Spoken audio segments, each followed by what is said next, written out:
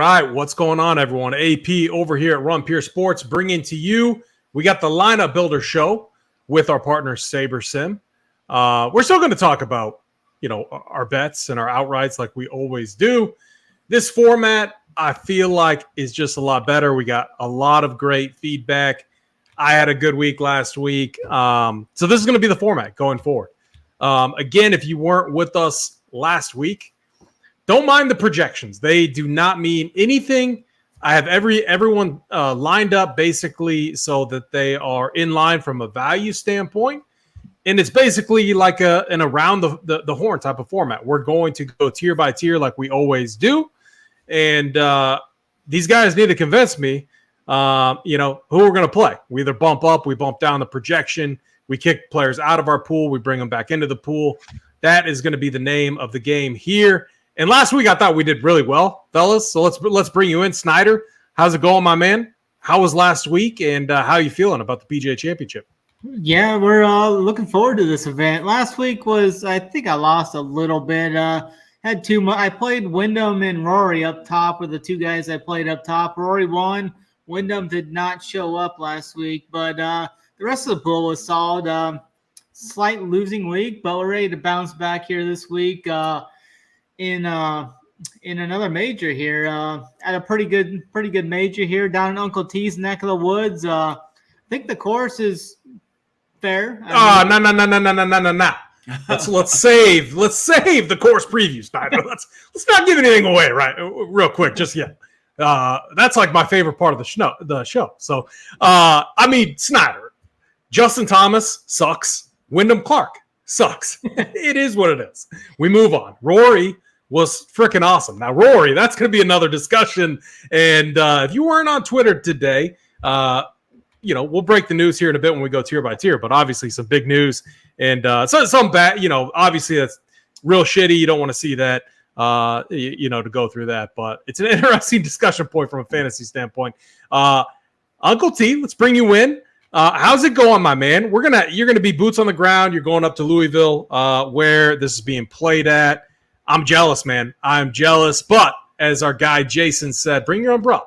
It might be kind of wet. So how's it going, my man? What days are you going to actually watch the PGA Championship this week? Yeah, first off, good to be on with you guys again. My two guys here breaking down some golf winners. It's been a good run for us. So, it's really, really excited like we all are. But, yeah, being about, it's going to be about an hour and a half drive down to Louisville, from where I'm at here in northern part of Kentucky. So I'll be going down on Saturday for sure, and then probably back again on Sunday. So I'll be going down on the weekend, and I'm not ruling out maybe a sick day on Friday.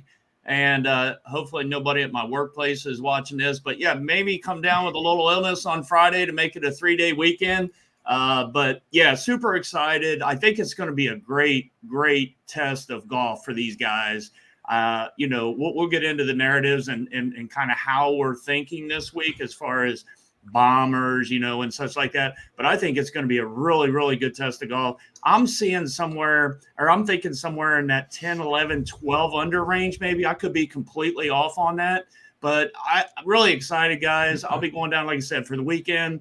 And, I had a real good week last week, too. Actually, my main team really sucked last week. My main team did. But I did have another team with Rory and JT, even though he hurt our feelings on the weekend, AP. I had a team get up all the way to third in the $150 or $150 three max. So it ended up being a pretty good week for me overall, even though my main team did not fare so well. Uncle T just dialed as always. And this is the week to break. This is the week you want everything to line up. All the contests on DraftKings are massive. And I feel good. I feel good that you're on the show. I'm going to steal a lot of the stuff that you said. Same with Snyder. We merge it together and we build winners. That's what we do. Go ahead, hit the like, hit the subscribe. Helps us out a lot. Retweet the link. And we would appreciate that a lot over here at Run Pure Sports. Let's get into it, fellas. Snyder, now we can go back to you. Give us the Snyder course breakdown for the PGA Championship.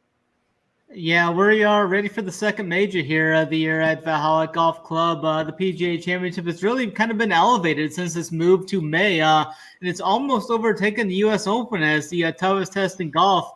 as 5 of the last 6 winners have yielded a single-digit winner, single-digit score there. This year will be the field will battle a par 71 that's going to measure 7,609 yards, which will play much longer than it did back in 2014. This Nicklaus design features small greens here that are going to measure around 5,000 square feet on average. They'll be rolling at around 13 on the step meter. I expect to see a lower greens and regulation percentage this week. Back in 2014, 39% of the shots were hit from at least 200 and plus yards away. So I think we're going to see that percentage even go up a little higher this year as the course has been lengthened. This track will feature some undulations, tree-lined fairways in parts, 7 holes with water in play, 62 bunkers are going to litter the property as well. 23 total acres of fairways here will lead to some tighter shots off the tee.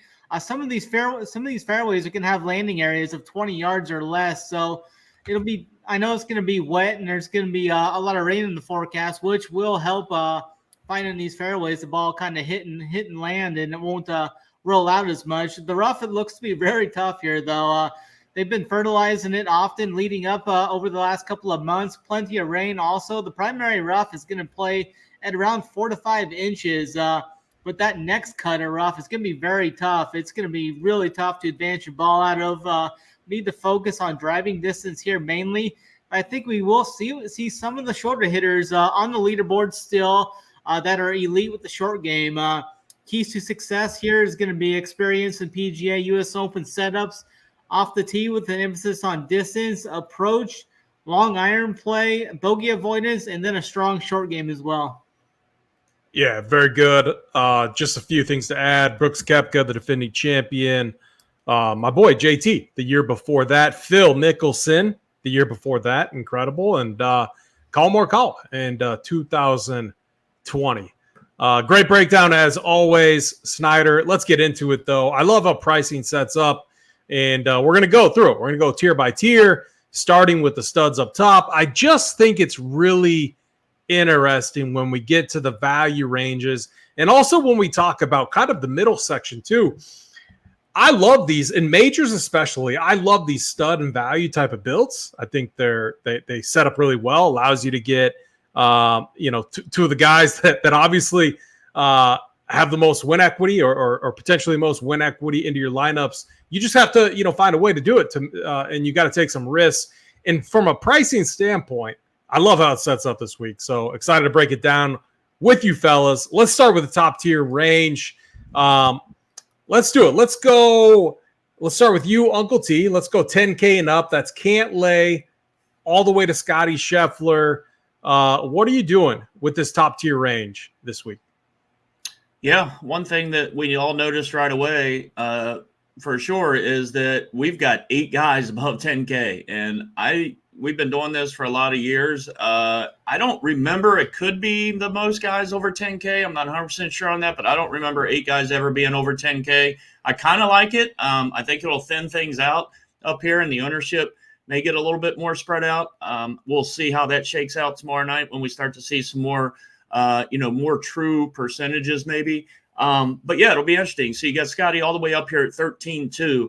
And you're not getting any discount on Scotty for sure at this point. We all know that. But 13-2, and we've all probably already played with builds. You got just under $7,400 per player if you start with Scotty. So the problem with the possible fate of Scotty is what we all know. Scotty could easily still, obviously we know he's been off since the Masters, had the baby, got that behind him, so to speak, and now. He could easily win this by 3, 4, 5 strokes. We all know the type of golfer that he is and that can happen. I'm going to have some Scotty. I'll probably, I don't know what the percentage is right now, maybe 25% or so. I'll probably have right around the field on Scotty. I don't want to really, go too much on Scotty and hurt me. I don't want to go, I don't want to full fade Scotty at this point. So I'm going to kind of start off by saying I'll probably be even with where the percentages are on Scotty. Rory, you get the $1,200 discount. Hey, Uncle T, real quick, let me add just one thing there. We might pick up some viewers that maybe they don't follow, the PGA like we do.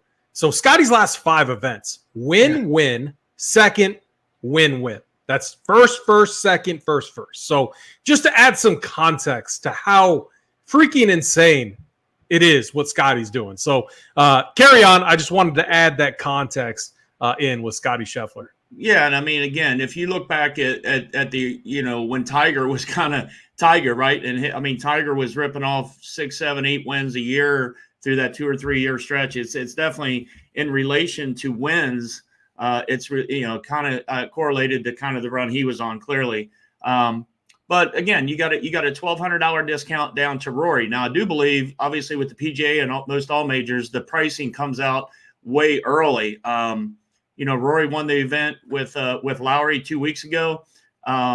Pricing came out, and then obviously he won last week when he was just incredible on Sunday. I've been watching golf a long time. It's probably one of the best back 9 rounds I've seen in a long, long time. I mean, he was 8 under through 8 holes on the back with 2 eagles.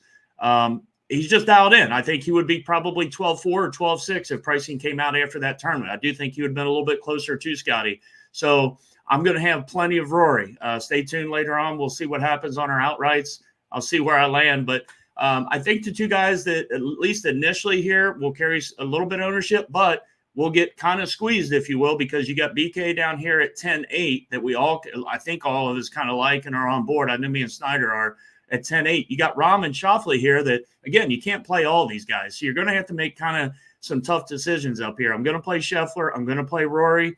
At this point, I think I might try to fade Rahm as much as I can and fade Schauffele for no other reason than, again, I like Brooks Koepka. I'm going to play Brooksy here at 10-8. He won last year's PGA at Oak Hill. He's won 3 of the last 6 PGA championships. I'm not fading Brooks Koepka. There's no way I'm going to do it. I'm just not. So, again, Rahm and Schauffele, they're definitely going to get squeezed. I think you're going to get them at sub probably 12, 13% ownership, which is, and you get a pretty good discount. So I'll let you guys talk a little more in depth about Rahm and Schauffele in case you have interest there. Obear, obviously, withdrew last week. I don't know if it was as much as knee as if it was, we'll see. I haven't really read a whole lot on that, if it was really, really serious or if he was just being cautious, taking a week off to get ready for the PGA. I'll probably be out on Obear too. Morikawa is an interesting one from this standpoint. Clearly, he's back playing really, really well. And the thing that's encouraging about Morikawa, he's gained strokes putting in 3 straight weeks, 3 straight events. We all know if he can putt well, his ball striking is, one of the best out there. So the only thing I have as a negative on Morikawa this week is I wish he was a little bit cheaper, right? And a lot of these last couple majors, he's been down in that low to mid 9K range, where I think if somehow he was down there this week, I would have a ton of interest. Obviously, he'd have been a lot more higher owned as far as the percentage, but I don't know what to do with Morikawa. He could be my last guy in up here. And then Patrick Cantlay, I just can't do it, guys. I just think, the way Cantlay has played this year, it feels like something's off with his game. He lost strokes off the tee last week as well, which isn't necessarily going to bode well here at Valhalla. And he's 10K. So, with all these guys up here, he'll be the lowest owned, I think, by far in the 10K range if you wanted to play the ownership narrative. But for me, I can't do it with Cantlay. So, again, obviously a strong range. It's going to dictate a lot of your lineups, obviously, right from the go. But I'm out probably on Schauffele, Rahm, and Obear, and then also Cantlay. Rahm, I might have a share of Rahm just because I do think you're going to get him possibly sub 10%. So I may build one Rahm team. Yeah, I mean, Cantlay is just on the surface. He's already out of the pool. Like, we're not playing, or at least I'm not playing Patrick Cantlay, not a winner. And, look, it's – look at the other guys kind of up in this range, all playing very well. I just think by having him in there and being someone that, wants a little piece of everyone, that's just not how I play. It's not how we play. Cantlay, you are out of the pool. Absolutely love what you had to say. Scotty, Rory, obviously the news just broke.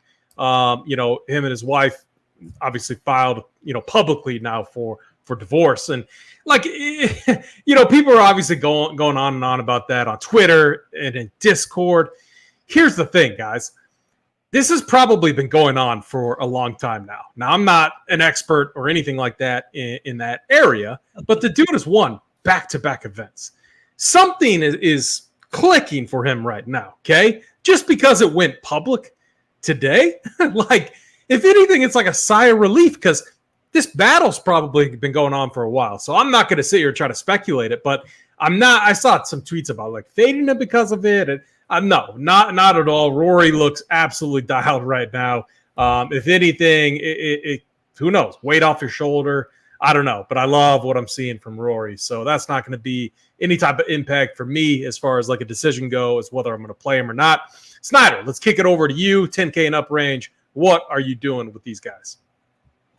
Yeah, right now it looks like I think I'm going to play 3 of these guys right now. Like Uncle T said, we got 8 guys up here in the 10K plus range, which is the most we've seen over the last 5 years in this range. And I think the majority of the ownership is going to gravitate towards the 2 guys up top. I think we're going to see Rory and Scotty both in that 20 to 25% ownership range coming in. I'm going to choose Scotty on that side. I'm going to go with Scotty. He's just been playing unreal, just rolling over the competition to begin the year. I think I'm just going to continue to keep going with him. I've been playing him over Rory every event. The putter has been positive in 5 straight events now as well. He's gained at least 11 strokes total in his last 5 events, where he has 4 wins and a runner-up, and all 4 of those wins are coming in elevated their major events. Him going back-to-back off the Masters was pretty phenomenal, I thought. I know Scotty hasn't played in a couple weeks, but I think this is a great course fit for him. He's going to show up. He's going to continue to just put the hard hat back on and go to work. He can kind of – the way his mindset is and everything, I'm not worried about him just having the kid, 10, 11 days ago or whatever it was. I think he's going to be fully focused coming in here like he usually does. The dude is just a savage, and he loves to win. He loves winning more than anything, he says. So I'm going to be back on Scotty. And then I'm going to go right back to BK. He's been a staple in my lineups in these PGA US Open events. He's won 5 of them. He's looking to defend his title here at the PGA for the 3rd time. He rolls into these events at these big boy tracks, and he says 75% of the field is dead on arrival. So he knows he has a leg up on the majority of the competition here. And he talked about the embarrassing performance he had at the Masters, kicking things in the overdrive there. It really forced him to put his nose down and grind a bit harder, he said. And he immediately improved with his play over on Live. He won his 2nd event after Augusta. I know he'll be semi-popular. I think he'll probably be somewhere in that 15 to 18% range. I think the ownership's going to get kind of capped, though, because you got Xander right there, too, who's going to see somewhere 12 to 15% or something like that as well. And you got other guys that are going to see 5 to 8% or so like that as well. So, hey, Snyder, real quick, what are you doing with Xander? I know, like, I know often, he's not a winner and everything. I get it. And he hasn't been winning, but he's been playing really well. Like, it's really difficult to overlook how good he is playing. And I think this course sets up pretty well, especially if we can see some scoring, potentially a double-digit, winner at the end of the week. Are you playing Xander, or is it just I'm going Brooks Koepka, I'm going Scotty Scheffler, and I'm moving on? If I can fit it, I'm not sure. I play quite a few different events though too, so maybe I play him in one contest or something like that. But Xander's definitely popping in all the models and all the projections.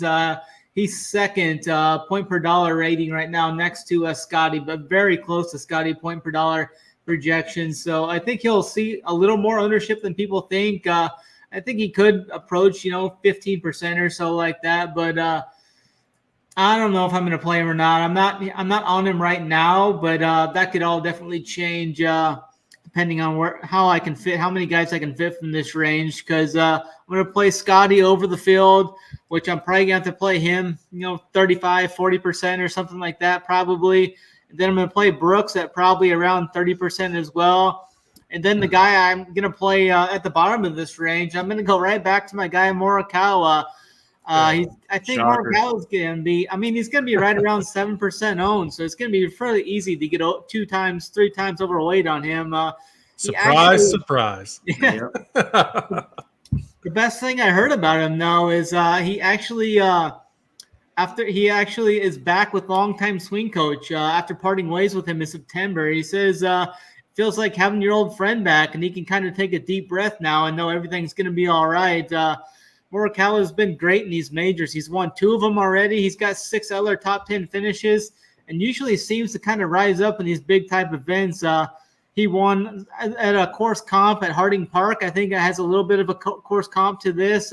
He entered Augusta in shaky form and still finished T3 there. Gained over 7 strokes ball striking and 3 strokes putting. And like Uncle T said, he's gained strokes putting his last 3 events. And I think his best surface to putt on is these fast bent grass greens like we saw at Augusta. So I can't get away from Morikawa here at 7% owned, so it's going to be easy for me to get overweight on him.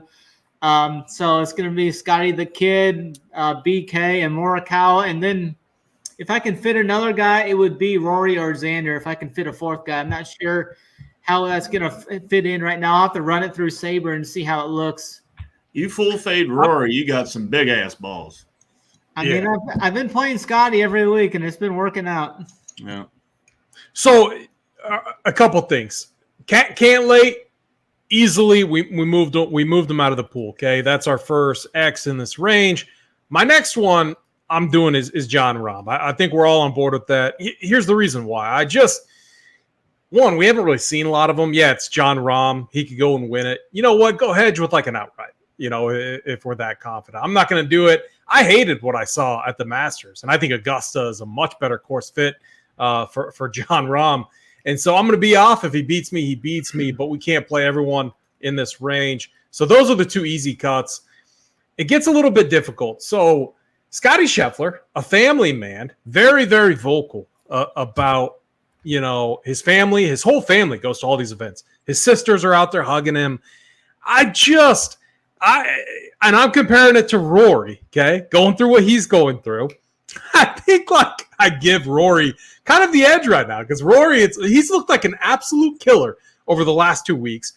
I got 2 kids, and I know how those first few weeks go. It's a lot of late nights, and I know Scotty's probably getting all the help in the world, but I already like look at this guy, and I'm like, man, he's probably like a better dad than me at that time, which is like the dude is like the ultimate family guy. So what I'm saying and what I'm getting at, offer for you. I got a great offer for you. You can get Rory plus 145 versus Scotty in the matchup markets right now if you want. I know. We're talking DFS though, Snyder. Yeah. You're the matchups guy. We'll get to that. I like that. I don't like that. I mean, Scotty's Scotty, and he's absolutely insane. And obviously Rory has been far more volatile, but something's clicking. He looks like an absolute killer. To do what he did last week on that course, when some of those people were getting absolutely destroyed, I thought it was impressive. We haven't seen that Rory in quite some time. So I am very high on Rory this week. I'm actually going to be under on Scotty. I'm not going to remove him from the pool. I actually bumped him up a little bit, but the price tag is just way up there. Scotty, is he capable of winning? Yeah, he could go out and win again. World number 1. I mean, he's absolutely insane. But all of these guys are gunning for him right now. Rory can feel it. Rory needs another major. I mean, he hates, you know, our boy BK, you know, having one up on him. And now is the time to do it. And I could, like, to be honest, I could see it coming at like a PGA championship. Like, I think for him to complete the Grand Slam, it might take a little bit. Like to win the Masters, it's just that's just it hasn't worked out for him. And that course is just, you know, it is what it is. But I could see him getting it done. A soft course, an emphasis on driving. Distance is massive. And there's 2 guys in the field right now. There's more than 2, but 2 guys that consistently, I'll say 3 guys that consistently separate themselves when it comes to driver and off the tee game. Rory, Ludwig, and then obviously Bryson, who we'll get to later on. But what Rory's doing with the driver right now is absolutely insane. Once the other parts of his game start to click, which is what we've seen, putting's going up, ball striking a little bit better, and those things adding in with what he's doing off the tee, it's a dangerous recipe. So I'm very high on Rory this week. Likely a core play for me. I'm going to give him a nice bump. I'm still bumping Scotty up. I'm not going to disrespect Scotty. And then look, like Brooks Koepka, you nailed it. Absolutely nailed it. The dude is a killer. He shows up for these majors, and especially after like he's underwhelmed at a previous major, which is what we saw at the Masters. I fully expect BK to kind of be in the mix. Ludwig, I'm keeping him in the pool. I want to play him. The price tag is kind of high, but again, I could see him showing up here. Obviously, there's a lot of question marks. I'm not going to get crazy with it. And then I like Colin Morikawa. Very high on him. So I bumped those guys up. We took John Rahm, Patrick Cantlay out of the pool. Let's keep it going, though. 9K range bet. Go ahead. Real quick. Wouldn't it be pretty cool and interesting if Scotty does win this week? And then, you know what, he says, you know what, I'll take a couple more weeks off, right? Go spend time with the wife and baby, and then show up at Pinehurst off of back-to-back majors in his last 2 terms. I mean, he clearly won't, but I just think it'd be pretty interesting if that happened. Yeah, I mean, he's got such a massive lead. I just, and his caddy's going to be gone for that. Yeah. I don't think any of that stuff matters with Scotty. Like, I honestly think it's like I've been there. We've been there. We know those first few weeks with the little one. I mean, and then you think of Scotty Scheffler, the ultimate family man. You know what his priorities are too. Where Rory, it's like all of this is lifted. It's he doesn't have the pressure of being on the PGA Tour committee. Maybe we have no idea what was going on, but it kind of makes sense now. Like over the past year, who knows how long the battle was? Now it's public and things are filed or whatever. That has to be like the most massive stress ever on a person, and all of that now it's released. It's out there, and it has to be some sort of a relief. He doesn't have to go and answer questions about that. I mean, he's just going to stick to golf like that. It doesn't matter. So I don't know. I like Rory. I think it's really interesting. I'm going to be very high on him. Uncle T, back to you though. 9K range. Let's keep it going. We got Willie Z all the way up to Cameron Smith. And for these first few ranges where they're not as big, I'm gonna introduce them all into the player pool, and then we're gonna either bump them up or take them out, and that's how we're gonna do it. Yeah, just have a couple, just at least again, how I'm at least initially looking at how I want to build. I don't care as much for many of these guys, at least off the cuff here. Cam Smith at the top, 9,800. Just way too expensive for me at this point. I know he was runner-up last event he played at the Live Singapore event, but I don't think this is the best course setup for Cam Smith. Worry about his off the tee game a little bit. Again, he's 45 to 1. People are going to click his name a little bit, but I'm out on Cam Smith. I just don't like him. Don't like him for 9,800. Max Homa. Max is interesting because about a month ago, he was not playing very good golf. And then all of a sudden he reels off a T3 at the Masters and, T8 at Quail Hollow last week on obviously a really tough course. Still 9,700. So you're not getting much of a discount on Max here. It's a kind of a healthy price tag, but I got a little interest in Max Homa, probably about 10% ownership. Bryson's the guy we need to talk about because obviously, I'm a Bryson guy. I think he's got a great chance to compete on Sunday. These are the types of courses. It's, they're going to get some rain. They've had some rain already. They're going to get some more rain maybe on Friday. You're going to have a wet, damp course. Snyder already talked about the rough being up.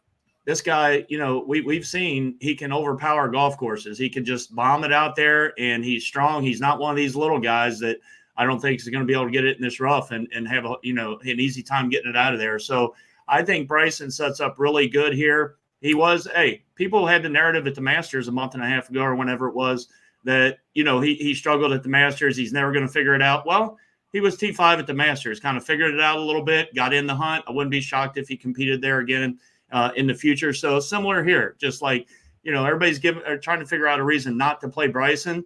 I'm trying to figure out a reason how I can play him even more. So like Bryson quite a bit here, 26 or 28 to 1 to win the golf tournament, depends on where you look. So really big on him. Wyndham Clark is a guy I've heard a lot in chat this afternoon. A lot of guys are high on him.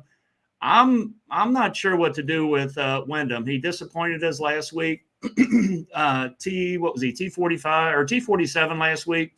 I don't know. I don't know what to do with Wyndham. It's a fair price tag clearly for Wyndham Clark, but I'm going to kind of wait and see where I land on him. Hang on just a minute. Sorry. And then Joaquin Niemann. I think it's a very good price tag. People were in on Joaquin Niemann. at the Masters, as was I. And he kind of disappointed us a little bit. He finished T22, but I expected him to play even better, maybe contend at the Masters. I like him a little bit. Justin Thomas, AP, again, I'm going to be down there. It's his hometown. I know I'll have a little bit of pressure on him from that, but I don't think that's really going to affect anything. I really don't. He's got a little extra media attention this week. I don't, he's a pro coming home. I think it might give him a little extra boost. I do have some interest there. Not going to be a core play for me, but I do like Justin Thomas. And I'm out on the bottom three guys here. Hovland, I've talked about it in the shows previous to this. T24 last week. I'm just going to have to wait and see. I sometimes I like being early back in on guys that have been struggling. We got our first bet. Uh-oh. and no one's going to see this come. No one's going to see this come. You want Hovland over JT? I want Hovland over Justin Thomas. All right. You on the record, 50 last week, by the way. I know. I did. You didn't even thank me either when I sent the money. Did I thank you in Discord? No, you didn't even. I thought I did. I could take my wife. Oh, I didn't see. I didn't see the notification when it came in at the time, Uncle T. I think I said it on Saturday, didn't I? Yeah, we had a couple games. Or no, yeah, my daughter had her dance recital all night, so I was MIA for like 4 hours. Uncle T, give me a break, my man. Snyder, put that down so I don't forget it. I'll probably owe another 50 after this. Victor Hovland over Justin over Thomas. Hovland for 50. All right. Screw JT, man. Yeah. Dude, I'm not playing him. Like, I don't care. I don't care if it's like his hometown. What's up? It wasn't like he was dead fucking last week. T21 wasn't awful. He didn't kill your lineups. I know, but I don't like what I don't. He's hurt my feelings so many times. It's just like I can't do it. And then thinking back to the Masters, like that series of events. I mean, I don't know. I can't do it. I'm going to be off of him. I hope people play him, though. I hope, I hope he owns me. I hope he absolutely owns me. Everyone could laugh. It is what it is. I'm fine with it. It won't hurt my feelings, but I'm going to be off JT. Keep going. I can't do it on Hovland though. Like I said, I've held strong with this last, during this stretch, and it seems like again he's reverted back, especially around the greens, which Snyder mentioned a little bit in his preview. You're not going to be able to just like hack it around once you get up there and kind of like you got to be tough around these greens and stuff. And he's reverted back to his 2022 form around the greens. He's just been awful again. He's lost. So I'm really down on Hovland. Obviously, he's going to be low owned. So again, if you want to play that narrative, Will Zalatoris is interesting. I'm out on him on DFS, but he is 75. I think actually I got him 80-1 earlier on DK. I've got an outright on him. I think I'm just going to take my shot there just because of the price on an outright. But Willie Z, again, he was really bad last week. And I don't know. I do worry about the driver. If he starts spraying it off the tee, I worry about him getting it out of the rough. And I'm not a Cam Young guy. You guys knew that from the last couple of weeks when everybody, was slobbering all over him last week. T34, he didn't hurt me. When the course set up, everybody said just beautifully for him. So I'm not in on Cam Young again. I get it. He's a bomber. He drives the ball well. But again, I haven't played Cam Young, and I'm not going to start this week. Yeah, very good. I haven't. So the one guy I bumped up significantly is Bryson. I think two of us, me and you, we'll see what Snyder has to say. Yeah. I haven't made too many significant bumps yet. This range is kind of like, it seems like landmines everywhere. It seems like you get very overweight on any one player in this range outside of Bryson because I love how it sets up for him. It makes me a little nervous. Snyder, 9K range. What are you doing with the players down here? Yeah, for me, it just becomes how many guys I play in that top tier range to see how much room I have for these guys. If I play 4 guys in that top 10K range, I don't think I'll have room. I mean, depending if I play 150 teams, I'd probably have more room to play some of these guys. But I'm not sure how many of these guys I can fit. So I like the 10K range guys a lot better. But I think like Cam Smith is fine for like the Millie Maker tournament. I think he's a guy with the upside. And that the lower ownership that could bink you the millie if he kind of goes off. I mean, the off the tee game is always a worry for him, but he's one of the best short game players in the world. So that's interesting for like the millie maker. I probably won't get there on any of my teams. Then the main talking point. I've listened to quite a few podcasts over the last 3, 4, 5 days. I'm yet to hear someone who hasn't said Bryson won't be in contention this week or is a good play. It's just all about the long off the tee game, off the tee play, high club head speed, all that. I mean, definitely makes a lot of sense. I think he will be like the third highest guy owned. I think he'll approach 20% ownership. Hasn't played that well in his last 2 live starts. So I'm not sure what I'm going to do with him yet. I know he's plus 140 against Ludwig in matchup markets. If you're looking to get some more action on Bryson there, you can get a pretty good tasty plus price against Ludwig there. Not sure what I'm going to do with Bryson yet. But my favorite play in this 9K range is going to be Neiman. He's my favorite guy here. He's been great with the ball striking all year. He's finished top 10 in his last 6 live or Asian Tour starts.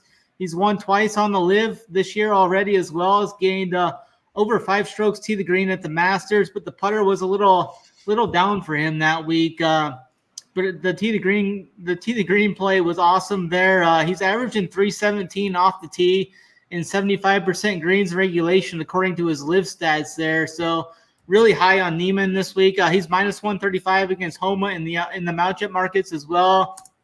So Neiman is my top play in this 9K range. I just don't think he's what against Homa, because I actually really have a little bit of interest in Max Homa this week. Minus 135. So a pretty decent favorite. Yeah, but like I don't think I'm going to be able to fit any of these other guys because I'm going to get overweight on Scotty, overweight on Brooks, overweight on Morikawa, and maybe I play one of Rory or Xander. And then I want to get well overweight on Neiman, so I'll probably have to play 25-30% of Neiman to get well overweight on him. So I'm just not sure how much I'll be able to fit with these other guys, but definitely like Neiman. I think Bryson is the main talking point in this range. I'm not sure what I'm going to do with him yet, but definitely 100% get the play. I think he's a great play. Everything points to his direction in that. Just don't know if I can what I'm going to do with him yet, though. I think Cam Smith is an interesting play for like the Millie Maker and such. Cam's, I mean, it doesn't feel like the best court. Like, you do need a good driver here, and that's like the weakest part of his game. And to be carried solely by your short game, I mean, it's different at Augusta. Like Augusta, yeah, but I mean, some of the rough out here is just absolutely brutal. Like, he's going to have to chop out, and at Augusta, you can get away with it. And I liked him at Augusta. And I remember our show that we did. We had Drew on here too.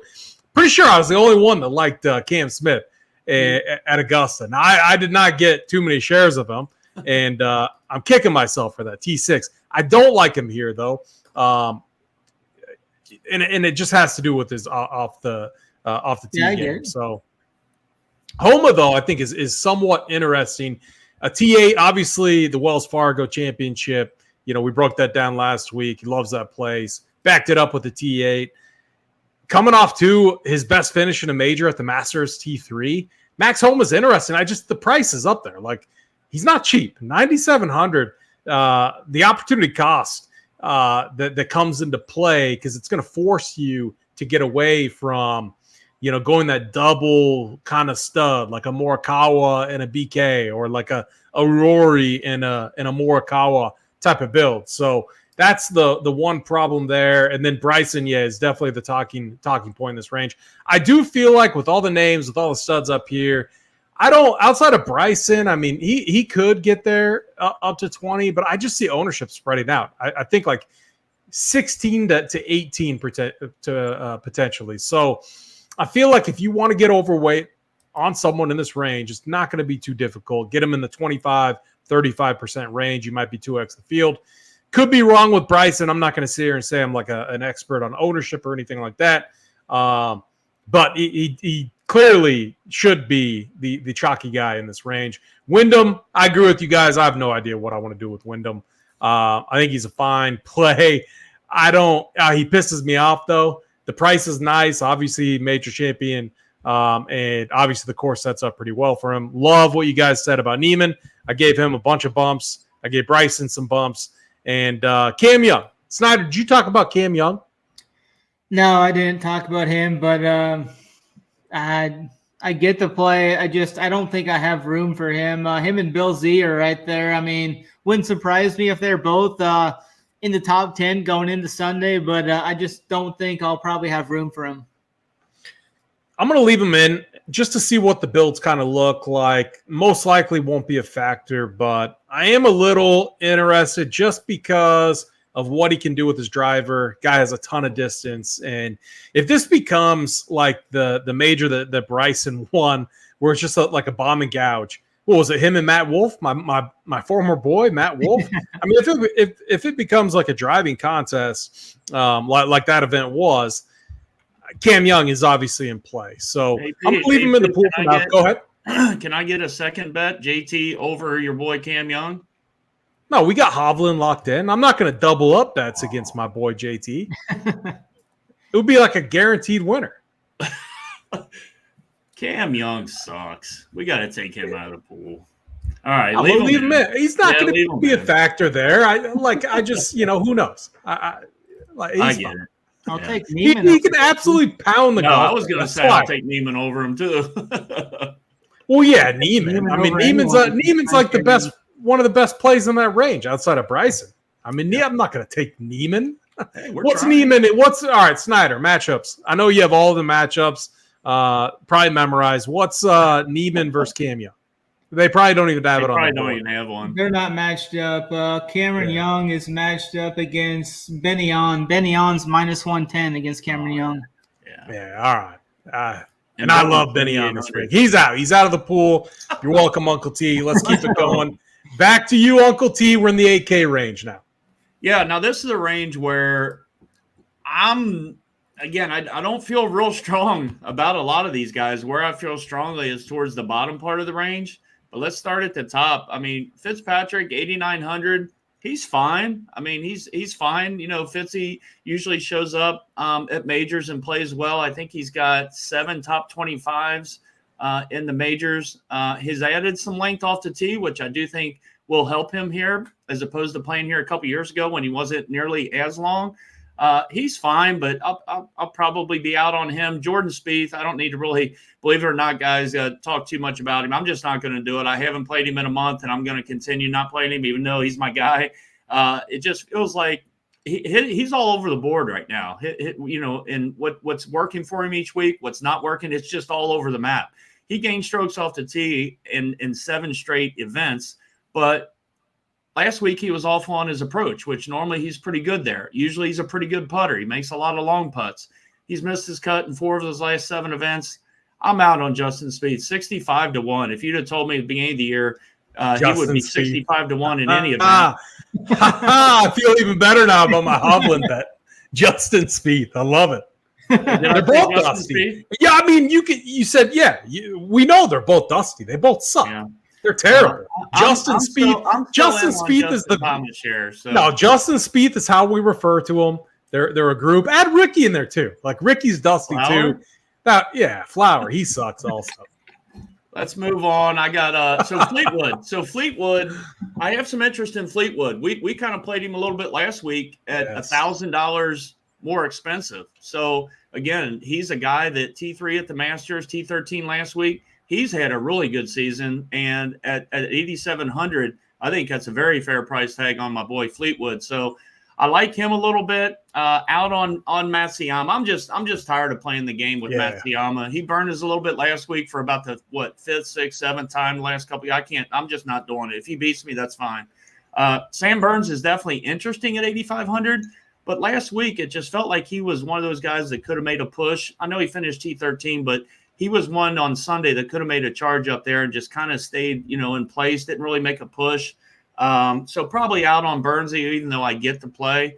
Shane Lowry, I haven't played recently, and I'm not gonna start here. He's 100-1 in this range in Vegas, and I'm not gonna play Shane. You don't have to necessarily be a good putter here, so I get that if you're kind of thinking, because his putter's been terrible.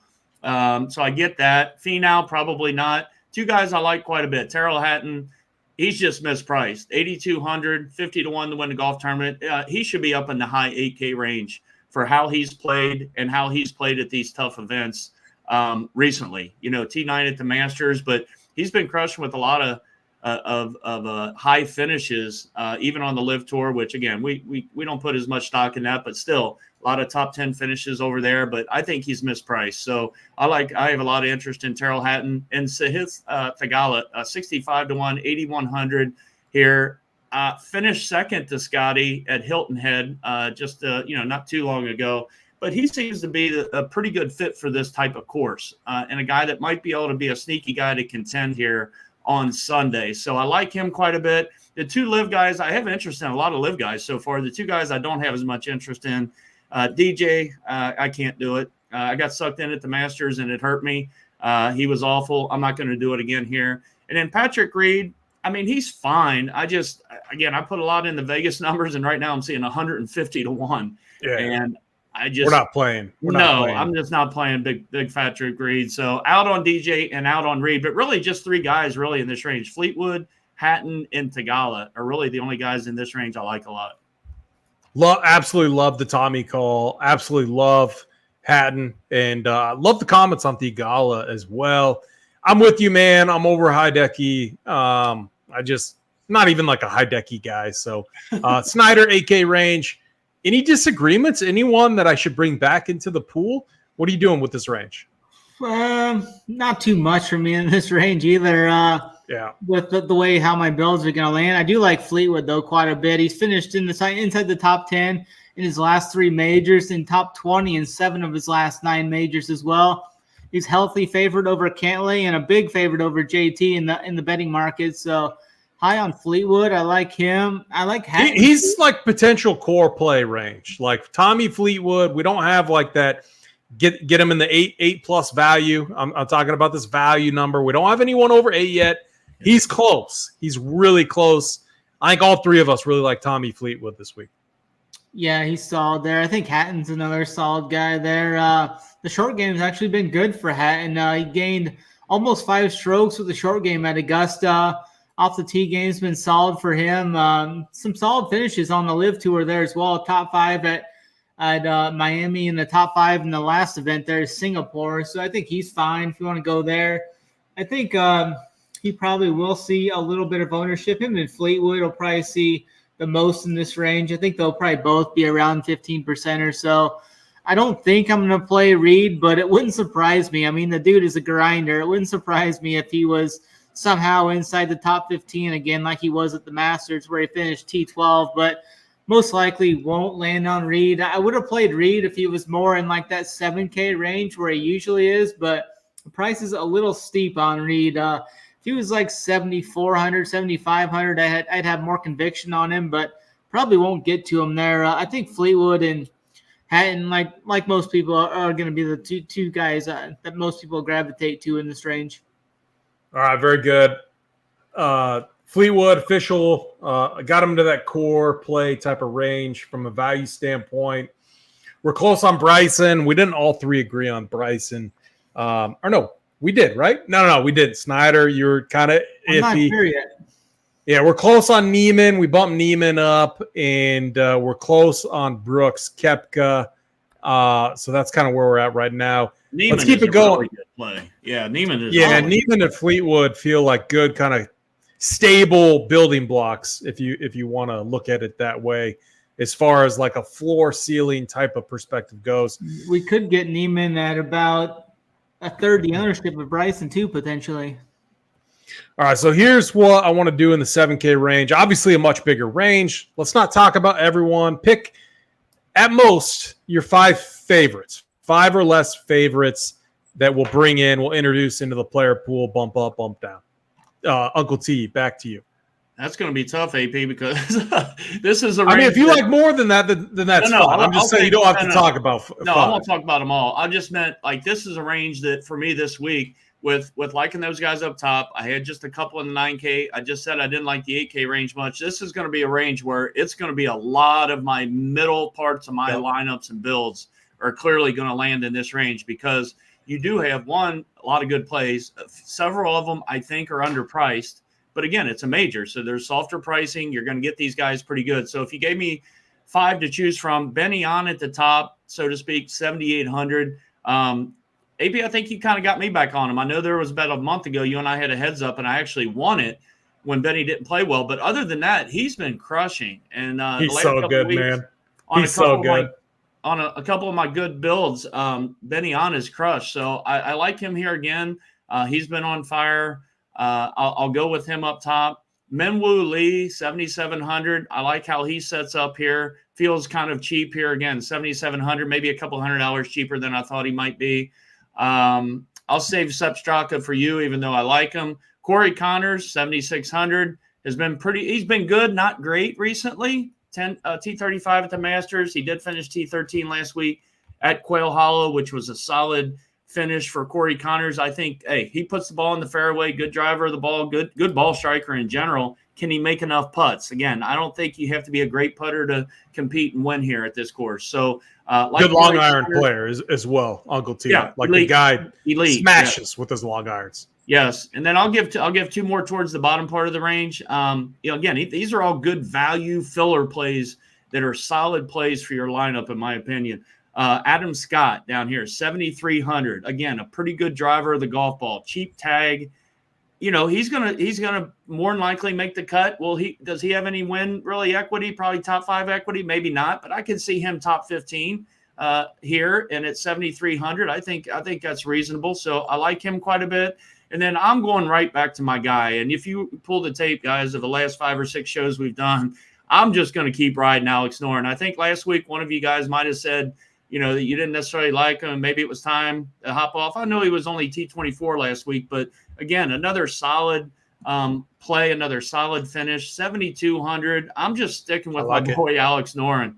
7 top 25 finishes in a row. So I'll ride the hot hand and the guy, that doesn't necessarily set up great for this course if you looked at his profile. But again, I'm riding more of the good golf play of him lately. So I like him. And then we all like the guy down there at 7K. I'll let one of you guys talk about him. Yeah, Adam Shank. Adam Shank's been playing good. Played him at the Masters. Oh, okay. There we go. I think me and Snyder were more on Shank, right? I like Snyder. What? I'd rather play Shank at half the. Yeah, I mean, Uncle T, you're gonna have to be the one that talks about him then, because I didn't have him in the pool yet. Yeah, I mean, he won last month on one of the. I just think he's just too cheap. I mean, again, he's a good value play down here. He can bomb it too. I like that. All right. Yeah, he can bomb it. Again, I'm not. Yeah, these are guys that are all fillers. I don't know that any of these guys. Maybe Corey Connors might end up being a core. I'm not sure how it's going to end up. I mean, a lot of these guys are good plays, so I don't want to say one or the other. But I'm getting aggressive with a lot of these guys, but I don't know if anyone will get into that core range. It'll be close, but Snyder, let's kick it over to you. I do love this range, but talk about these guys. Your 5-6 favorite. Yeah, I really like Benny on at the top of this range.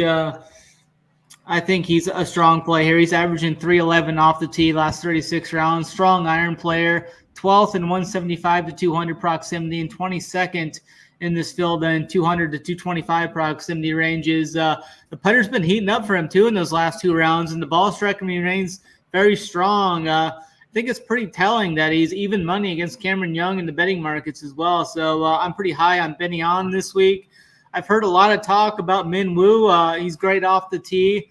I mean, the iron play does kind of worry me a little bit. He's lost with the irons in 6 of his last 9 events, and the short game has been a worry for him as well this year. But I get the play. I think he'll carry some ownership. I don't know if I'll get there or not. It's interesting. We got a guy here. There won't be an asterisk in this field. Mr. Asterisk actually got a special invite to this event. Taylor Gooch. It's a big put up or shut up moment for him here. I think he's got solid top 20 equity here. I'll probably play him some. He's been playing fairly well on the Live Tour. He finished 4th in his last event, 5 top 6s in his last 9 Lives events as well. I think he generally doesn't play well in these majors, but I think I'm going to play some of him this time. He's got a lot riding on this event with some of the comments he's made. He's minus 130 favorite over Akshay in the betting market, so I'm going to have some Gooch in my lineups. I don't think many people are going to go there. He'll probably be 3 to 5% ownership, so it won't take much to get a weight on him. I do like your guy Sepp Straka. He's been playing some great golf since the Players. where he finished 16th, followed that up with a 16th at the Masters, a T5 at the Elevated Heritage, and then a T8 at the Elevated Wells Fargo as well. He's been good in these majors too. He's finished T16, T2, T7 in 3 of his last 4 majors. He's a pretty good favorite over Norn in the betting markets as well. Uncle T, we got another one. I like Seb too. No, absolutely. Oh, so you don't want to go Seb versus Norn? No, I love Seb. I like them both. Right. I'm not going against my guys. I can tell you that right now. Yeah, I think Adam Scott's a really safe option at the bottom of this range too. Interesting to see where Henley comes in at. I think he should be about 5%. He's minus 130 favorite over Jaeger. He's been gained now 6 of the last 7 events with the flat stick, T12 or better in 3 of his last 4 events. So I think Russell Henley is a solid option down here at the bottom. I don't know what I'm going to do with Dean yet. I probably won't get there. I think I'd rather play Shank like AP was saying. They're both right there, and Shank should probably be about half the ownership. I think Shank will be like 3 to 5%, and I mean, I wouldn't surprise me if me and Dean got up to like 10 to 12% actually. So we might get like 4 times the ownership. I'm seeing right around 8 to 10 on Dean right now, and Shank right around 3 to 5. So I think I'd rather go with Shank for the ownership there. But Mean Dean is strong off the tee. I mean, the recent stats do look good for him overall on Live there. T14, T3 win, and a T9 in his last 4 starts. I just don't know if I'm going to get there on him or not. But I think there's some really strong options, though, in this 7K range. Uncle T mentioned some as well. So I think we're set up well here. Excited to see what AP has to say as well. I mean, first off, what's with the disrespect and no Jason Day talk? I mean, you guys said we can only name 5. I had to pick him wisely. But he's not in the top. I mean, dude, he's been playing good. Yeah, he just got bad clothes. I can't get over the bad. I know. Well, he looked good. All right.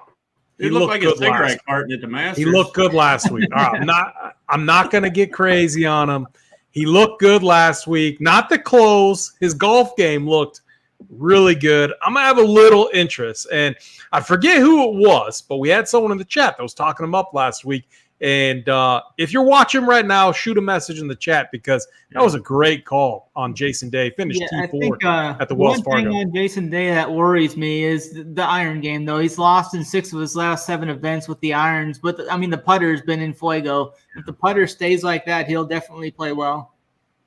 What about Sung Jae? Sung Jae, the other guy, T12, T4. He looks pretty good right now. Good off the tee. And he's always been very strong around the greens. Any interest in Sung Jae? And again, I said 5 or less golfers, so I get it. I was just curious since the form is there on Sung Jae. Anyone on Sung Jae? I'm okay with him, BP. I like a lot of those guys above him and below him. So yeah. So I think the consensus in this range, we're very high on Benyon. And like here's kind of my thinking. As we're doing this, we're building kind of our show lineup. In this range, there's so many guys here that could really get there. And so I've been fairly aggressive with the bumps on a few of these. Benyon, Corey Connors, Sepp Straka, just because Sepp's been very consistent, especially in these big events. I love the comments on Noren, Adam Scott. Russell Henley's like a guy that I love in these type of big events as well. Good ball striker. His form is awesome coming in. Adam Shank's been playing really well. My last guy I want to add is Keegan. Absolutely. What was that? Man, do we have another bet every week? Keegan versus Alex Noren. Do we have a bet? Sure. All right, let's do it. Another 50 piece. Write that down. Keegan lives for PGA Championships. That's like PGA Championships is Keegan. 7,100. Absolutely love Keegan. I'm bumping him up. Not crazy. We'll get him in line with Shank. You might need to send me a deposit this week. We'll see. We will see. But I like Keegan quite a bit and love him in PGA Championships, especially this type of format. 7,100, a very fair price tag. And what we're trying to create here is we love this top range just going back up here. We should give a little bit more love to Rory, Scotty, even Xander. We want these guys to really pop and to make it into the builds. Same with Koepka And same with Morikawa. And I'm going to bump up Ludwig just a little bit as well. And what I'm getting at, too, is we're kind of in agreement that this middle tier range just, man, it feels trappy. It feels like there's a lot of landmines in there. Your Tony Finau's, Shane Lowry's, DJ Reed, like Tom Kim's been playing really bad. We're trying to avoid that. And this is what I'm saying. Like I said at the start of the show, I feel like this week sets up really well for get a few studs in there, lean on these values, and you're going to be set up pretty nicely is what it feels like. We'll see when we run the optimizer at the end of the show. We'll see what it looks like, but I'm really liking how it's setting up. Uncle T, let's get back to you. 6K range. Again, up to your discretion how many golf. You don't have to talk about everyone in this range. Hit on the guys that you like. I'm not going to cap it at 5. If you have more than 5, that's perfectly fine. I love that. But this 6K range, and again, I don't think anybody was mentioning it, but obviously the 5K range is back in our lives this week. But for purposes of how we've done things on this show so far and how we're wanting to try to build, myself, I'm not really finding myself in this 5K range that we'll talk about in a minute. There are some viable guys down there, but for me, I want to end my lineups if I can in the 6K range. So with that being said, our boy Chris Kirky at the top of the board, 6,900. A little disappointing finish last week at Quail Hollow. I thought he might have, performed a little bit better there, but he's got a T10 at Harbor Town, T17 at the Masters. He's one of these other value guys you can plug and play. He's only 150 to 1, which is pretty solid in that price range. So, and then going down a little bit, I think Keith Mitchell is going to has already picked up some steam, 11 or 12%. I could see him getting up to 15%. Keith Mitchell, I guess he's probably one of the maybe, I think 2 or 3, maybe 4 mispriced guys in the whole field this week. 6,600. He should be in the low to mid 7Ks in my opinion. So I think another big misprice. It's all about making putts for him, in my opinion. A pretty good ball striker. So I like Keith Mitchell. Harris English, another, again, solid play on a nice run over the last 2 months. 6 top 20s this year. He's a nice plug and play down here at 6,500. Our boy Kurt Kitayama, another guy, 10 of 11 cuts made this year. Solid, having probably one of his more consistent years on tour. Kitayama, a guy that we've talked about quite a bit. That's another underpriced guy. This is the underpriced range for the most part. I know Hatton was underpriced. I think Sepp Straka was underpriced. Other than that, they're peppered with guys I think that are too cheap in this range, which AP allows us to not necessarily maybe grab 2 10K guys, but we can grab a 10K and maybe a low 9K guy, and then just kind of grab feel good about grabbing a guy in that 6K range. But Denny McCarthy definitely is a nice play down here. I kind of want to find a way to fade him almost, because I do think he's going to be one of the popular guys down here. But he sets up well. And then the last guy I'll mention is Lucas Glover, all the way down at 6,100. Again, maybe one of my top value plays on the board. Hits a lot of fairways, solid iron player. I love the glove this week, man. Yeah. Love the glove. Again, 6,100 just is borderline just disrespectful. I mean, not that he's all-world player, but 6,100 for a guy like Lucas Glover that, again, has some good qualities that you need around this golf course. So I'll leave 6,100. Lucas Glover is my last guy to talk about here in this range. And again, I love doing this because it's, we're introducing these guys that we feel are great plays into the player pool. We're bumping them up and down based off of their value. Everyone is aligned at the start of this, from a value standpoint, price, their projections, obviously, factored into their price to create a similar value. And we're just going to see what the optimizer spits out at the end of it. So I love doing this as kind of like a base build. This is something that Rubio and I talk about, that we've done in our NFL shows, and the lineup builder shows. It just helps me from a process standpoint.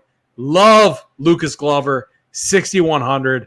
I am very much on board on that play. Snyder, 6K range. And again, if you have anyone in the 5K, because obviously we're running up there on time, I don't love anyone in the 5K range. So if you have anyone that you want to mention, make sure to do so that I can add them in, because I don't want to spend too much time on the 5K range.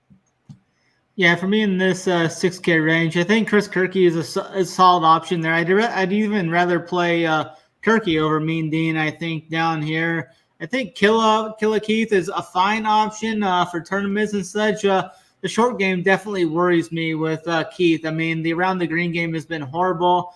The putter's been mainly down with a couple of upsides there, but I think Keith's fine at the price tag. Definitely, he could definitely pay that off.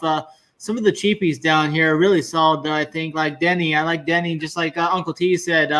Looks to be one of the more underpriced guys there. He's favored over Patrick Reed in the betting markets, who's $1,700 higher than him. He was T6 at Quail. Great point. Yeah, he was T6 at Quail and T8 at Quail last year. That's a pretty good course comp to this. And Muirfield Village is another course comp, I think, to this. He was T2 at Muirfield Village there at Jack Nicklaus's tournament there. It looks like he could be around 10% or so, maybe a little higher, but I think the price is just too good for him. I mean, the ball striking has been a little sketch, but the dude has just been so money with the short game, and the bentgrass surface is his preferred putting surface as well. He's gained nearly a full stroke on bentgrass over the last 100 rounds, so I think Denny's strong. Pendress, another guy, 6K flat. I think he could see close to double-digit ownership. He followed up his win at the Byron Nelson really well last week with that T10 at Quail. The putter's been hot. He's long off the tee as well, so I think Pendy is a solid option there. Glover, like Uncle T said, has been playing some real consistent golf. T35 in 8 of his last 9 events. He was T20 at the Masters and T16 at Quail last week. I think Taylor Moore is a fine option down there. 17 straight made cuts. Has been great off the tee. He can bomb it out there over 300 yards. He's a nice sprinkle, I think, at 6'2". And some 5K guys. I am looking. What about Thomas Dietrich? Any of you guys playing Thomas Dietrich? He's a nice plug and play. Yeah, you can go there. Can we add him in just for AP? Yeah. I like a little Dietrich. I like him too, AP. Because I'm just telling you, like, I could see scenarios where it's these studs up top, the Schefflers, Rorys, are battling. And then it's like a Denny sneaks in with like an 11th place finish. Yeah. And then someone else in this range sneaks in with like a 17th or 15th. And that is enough because everyone else is battling up top to get it done for you. And it just feels like that's how the week is set. Oh, you get a 15th out of a 6,200 guy. Hell, we can take a T20 or a T25 for a 6,200 guy. I wish that the course wasn't so soft because in a true U.S. Open, in a true where scoring is really tough, I even think the value plays have even more value to them. As far as like what we've seen in the past, we've seen people ship with. I mean, some of those were on the weekend where guys are like 6 over, or no, even more than that, like 8 to 12 over par through their weekend rounds. That's where that value really comes to play. So we'll see, obviously, how the course plays out this week. But keep going, Snyder. I've got a couple guys in the 5K range here. I'm going to play some Mac Hughes. I think he's solid option down here at 5'8". He's made about 7 or 8 straight cuts. He's got a couple of top fives. T3 at the Valspar, T6 at Quail Hollow last week. I mean, the short game's just been on fire for him over the last 5 or 6 events. So I like it. I think he's fine down there. I usually like to play him on tougher, longer tracks too. So I think he's fine at 5'8". I don't see too many guys down here that I really like. I think he's one of the guys. I mean, Eckroat's down there. You could go there if you want. Chris Goddard, I think he's definitely in play. I mean, he's coming off that win last week. He's got some strong form heading into this. He can bomb it off the tee well over 300 yards. I mean, he's a good putter too, gaining about a half a stroke on average over the last 36 rounds. Some John Daly down here. You get all JD. I'd seen a picture of Koepka had his kid, and he was introducing his kid to JD, who was sitting there pounding some cigs and had a Jack and Coke on the table. What about our boy Alejandro Tosti? I mean, the dude can bomb it. Yeah, I think he's fine if you want to go there. Let's introduce him in, but I'm not going to I'm just going to give him a flat 40 projection. So I'm not going to go crazy. I don't think I'm going to get here, but I mean, it wouldn't surprise me if Patrick Rogers made the cut here. Yeah, I'll bring him back in just because I like the stud and back. But I'm not gonna. I'm just gonna flat 40. See how it lands. Yeah, Jordan Smith kind of pops in some metrics at 5.5. If you want to go there, I don't see this range is pretty dusty. Like I don't think you want to spend too much time down here. What about Bobby Mack? Nah, he's been pretty bad, but it's just kind of a name that the putter's getting a little better, but outside of that, he's been pretty bad. Your boy Matt McNeely, 5 straight cuts in a row. Bo Hostler, Big Bo. Any interest, Snyder? They're both 5K. Both your boys, 5K. I think I'd play Mav over Bo Haas this week. Okay. We'll just bring him in just to see. Anyone else? Are we good? That's pretty much it for me there, though. I like the guys at the bottom of the 6K range a little better than the guys there, but I think Mac Hughes is probably my favorite guy in the 5K range. So Tom Hoagie, that's one I wanted just to add a sprinkle of, and then Poston also. But again, I don't, and this is where I could make some rules in this range just so that I'm not getting overexposed. But I like these guys, and I was looking at Eric Cole, but man, I mean, PGA Championship T15 last year. I could see. I'm gonna add him back in. I know his form is kind of shaky coming in, but again, I really like some of these guys, and it's just their price tags are so low, and so I don't want to exclude them. I mean, you can make the same case for Ryan Fox as well. I mean, he started off hot at the Masters and then really tailed off the weekend. So I think I'll leave him out for now. But how do you guys feel about this pool? Is there anyone that we should bump up a little bit more aggressively, or do you guys feel good about this right now? Should we run it?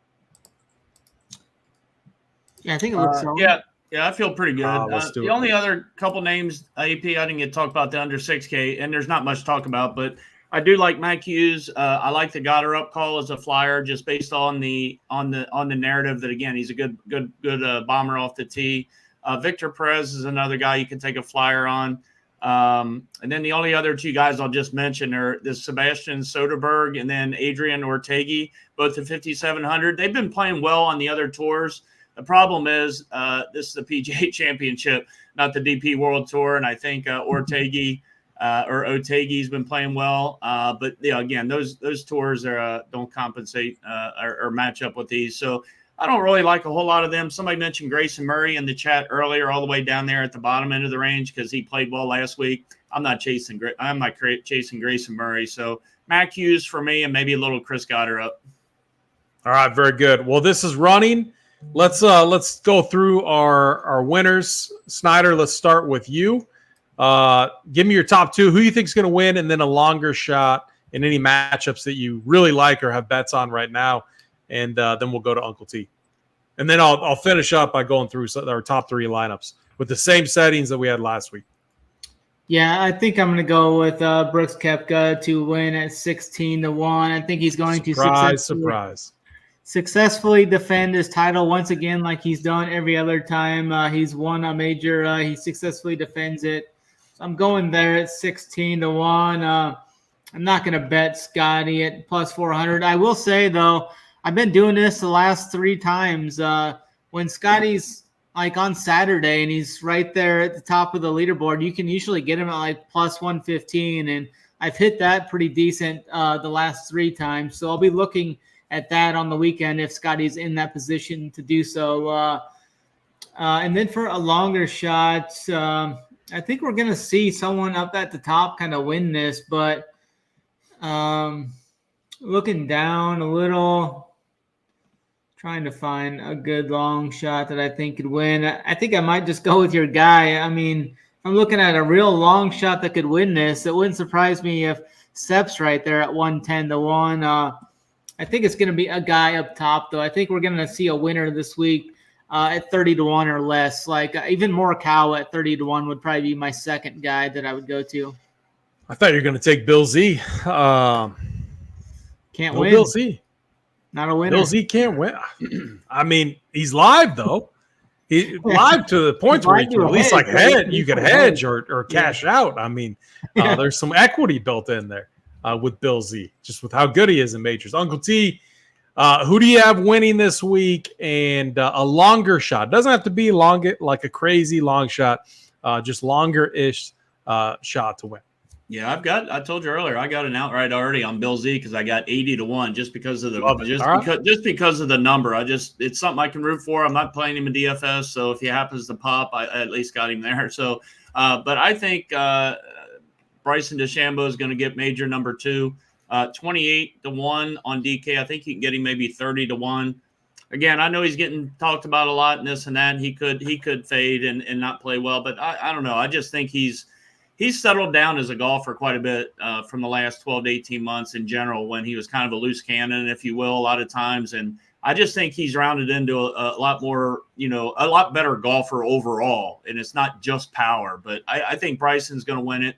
And then a little bit longer shot down the board, not too much longer, because I agree with Snyder. I do think it's a big boy course. There isn't going to be one of the little hitters or one of these guys down in the lower ranges to come up and win in this type of field. I'm going to go with Terrell Hatton, a guy that if he can keep his composure, and you guys know, you've seen him, he can. But I think he's done a little bit better this year, and I think his golf and his finishes, if you will, have proven. It's proven that. So I'll go with Terrell Hatton. It's not, I think, 50 or 55-1. It's not too far down the board, but I'll go with him as my second guy. So I got Rory. Winning it all, going back to back, actually. If you count that other event, love how he looks right now. Absolute killer on Sunday. I think Rory gets it done, and we're all talking about the narrative come next week, and then curveball. But Jason Day, I think 65 or 70-1. I like, outside of the close, and again, bad. Like, he looked terrible, like horrendous. He looked so bad. Like, how are you wearing like that bad a close? PGA Championship. I love what I saw. The distance off the tee right now, it's something that he's absolutely mashing the ball. So I like how the course sets up. I know iron play, some struggles there, but love what I saw from Jay Day. 65-71, I think. Snyder, you got 70-1 or 65? I think you can get let me check. I think you can get a 75. You can get a 75 at FanDuel. All right, very good. So obviously you can see right here what I did is I used 3 uniques. We're going to do it just like we did with the show last week. We're going to go through our top 3 builds, sorting by I didn't even do that. Sorting by highest projected, using 3 men uniques. Our highest exposure is Brooks Koepka, Tommy Fleetwood, and Bryson DeChambeau. Not a bad core. Obviously, you're going to be forced to get some values in there to make that work, but I kind of like it. And I think it's 3 plays that we're all pretty high on. Some questions about BK and Bryson, but Fleetwood definitely was one of those plays that we were all very high on. And I like, BK, Glover, Pendrith. We talked about him. Denny, kind of a short guy mixed in there. Now, can a build like this work is my biggest question. We have 3 6K guys in there. I mean, I'm not going to discount it this week. I love the stud and value route, but it is an interesting discussion. So if we go through to our other ones, we have 2 6K guys in here. So I do like how this sets up a little bit better. We have Benny on, BK. We have our general, as Snyder would call it, the win upside, the win equity guy. You would say BK and actually Bryson. But then Neiman, Denny, Glover, Benny on. I like how that one sets up. Our third highest, again, is 2 6K guys. But really, like Chris Kirky could be a 7K, 7.3, 7.4. So 3 really unique builds. Snyder, any final thoughts on these builds? Anything that you like? Any comments on the 3 6K guys? Is that something that you would avoid, or could that get it done this week? No, I think you could see all 3 of those guys making the cut and finishing top 30, top 35. I think that'd be pretty good there if you got the winner and then the other 2 are in the top 10, and I think you'll be sitting just fine there. I think something I may look at is max 2 or max 3 on Saber for a rule, but I think you can definitely play 3 of those cheapies down there if you want. Yeah, and that's going to come, like, and we don't have time for this, we could spend all day doing this, but if I went and got aggressive with Scotty, you're going to see something very similar. So you can make Scotty work. Just understand that you're probably going to have to be a little lighter on the other guys in the 10K and up range. And maybe you anchor it with a Tommy Fleetwood, 8,700, as kind of your next guy down, and then a Benny on. I mean, that type of build with Scotty could also look really good. Uncle T, any thoughts on that? 6K guys, is that something you're going to be doing? Do you think it could get it done this week? Any final thoughts? Yeah, definitely don't mind it. While you guys were talking, I was kind of playing with some builds. Just if we skipped Scotty and Rory altogether as far as the start, which we do like them. I'm just saying if we happen to just start with Brooksy instead of those two, I think you don't need to necessarily clearly go down to 2 guys or even 3 in that 6K range. So there's different ways that you can do it. Just play around with it and Saber with your rules and how you want to do it. But yeah, I don't mind it at all, especially AP getting those 3 studs up top. That one with Fleetwood in it being, I think it was Fleetwood and Brooksy, and Rory, I believe it was. I like that quite a bit. So I think like it. And then, like you said, just good luck this week. Appreciate the chat. And like I said, looking forward to heading down there. I'll hopefully bring us, if it's not me winning this week, I hope one of you guys win. So let's get it done. Yeah, and I like just final comments there, Uncle T. I mean, it kind of like this is what you're talking about, like starting with Colin Morikawa, maybe not even Morikawa. You could take him out, but yeah, I like that. But yeah, we only have Lucas Glover 6,100. I mean, and if he's going to be 6%, I mean that's the adjustment. I mean, don't look at these ownership projections right now. Those are probably Saber, I believe, is generating them from running their initial sims. So obviously not entirely updated. But again, if we got Lucas Glover 4 or 5%, I mean, Snyder, what do you think Glover ends up being ownership wise? Yeah, I think we see Glover right around 5%, maybe even a little lower than that. I mean, it's going to be very, very hard for me not to be very overweight on a guy like that. Like, I just like taking those stands. I'm talking like maybe even like 30% in my multi-entries, just because it allows you to do so much with your build. So I think we're going to see Denny at 10, and we're going to see Pendrith at around 10. So Denny will probably be around 5. All right. Very good. Awesome stuff, fellas. Again, hit the like, hit the subscribe. We appreciate it a lot. We have a lot more premium content, obviously, for our members over at Run Pure Sports coming tomorrow. 2 shows, I believe. One might be free tomorrow, and then obviously the member show later on tomorrow night. The cheat sheet will be up. We got Snyder as the playbook. We're going to have Snyder's going to be covering Showdown, every single slate. So again, go over to Run Pure Sports, sign up, RPS 15% off your first payment over here at Run Pure Sports. For Snyder, for Uncle T, I'm AP. May all of you run pure.